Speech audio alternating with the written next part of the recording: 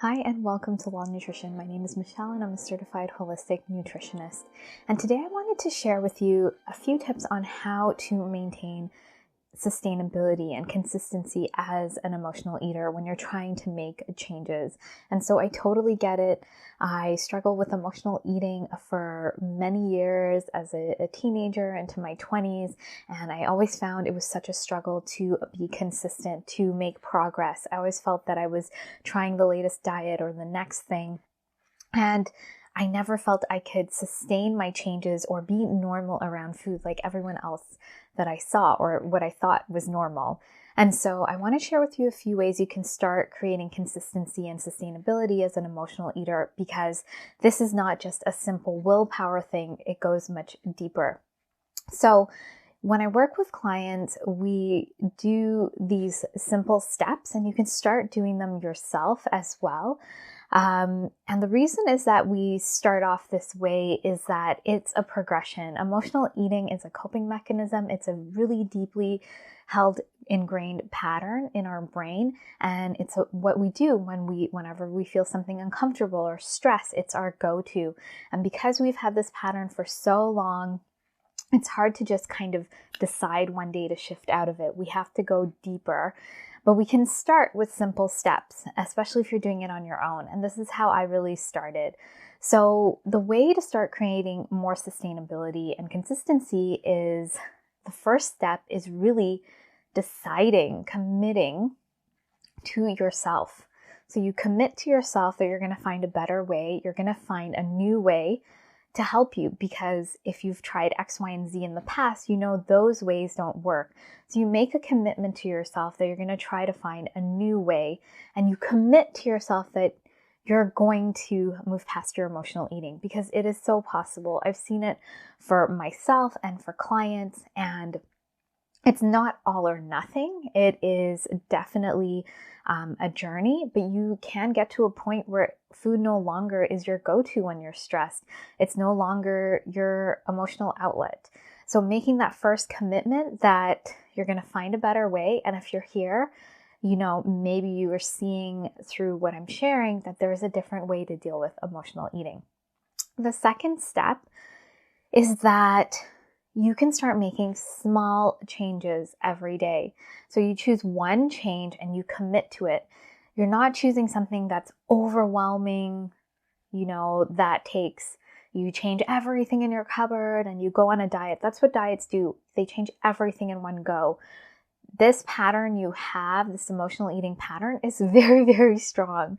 It's deeply ingrained. It's been 10, 20, 30, 40 years of this pathway in your brain. It's going to take a lot more to move past it. But the way we create a new pattern is that we become consistent with that new pattern. So you can't go and change 360 things, but maybe you can change one little thing, and you might not be able to maintain it, but you keep trying. So you decide maybe you drink an extra glass of water every single day, and you do that until you forget that you're just so used to doing it that you keep doing it. And then after you do that, it might take you a couple of months or a couple of weeks, or maybe after a week, you're consistent with it because you're noticing how the water makes you feel. Then you add in another thing. Maybe when, after lunch, you go for a little walk and you do that for 3 days of the week. So you come up with frequencies and schedules that are sustainable to you, that you can commit to. You're not going to say 7 days a week I'm going to the gym, or 7 days a week I'm drinking 4 liters of water. You're making a commitment every day of doing one small thing, and then you almost forget about it and it becomes a pattern. So you're making that small commitment.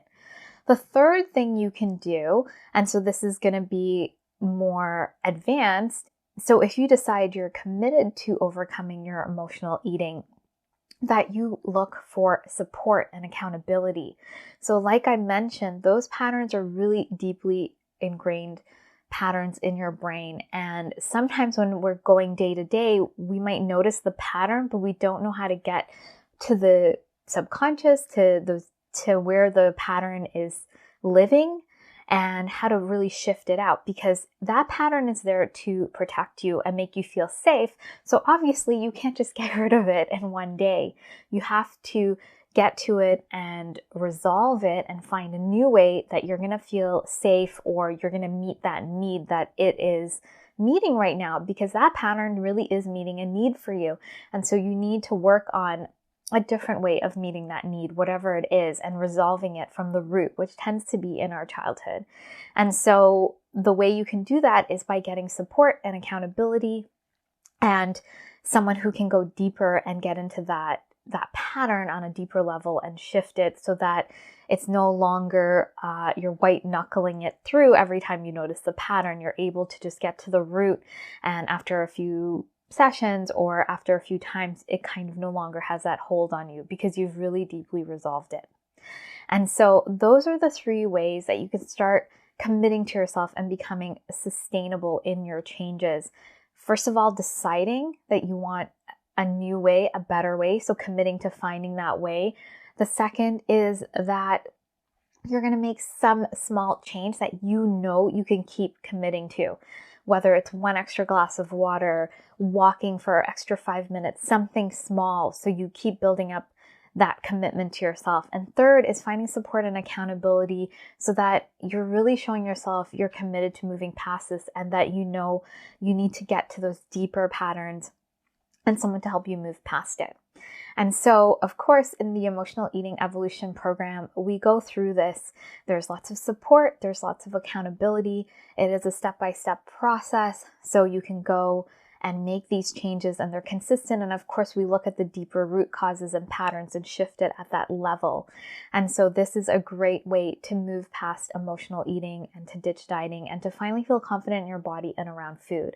And so if this program resonates with you, if this concept resonates with you, I invite you to book in a complimentary emotional eating assessment call. So this call will see where you're at and what your goals are, and see if the program's a great fit for you.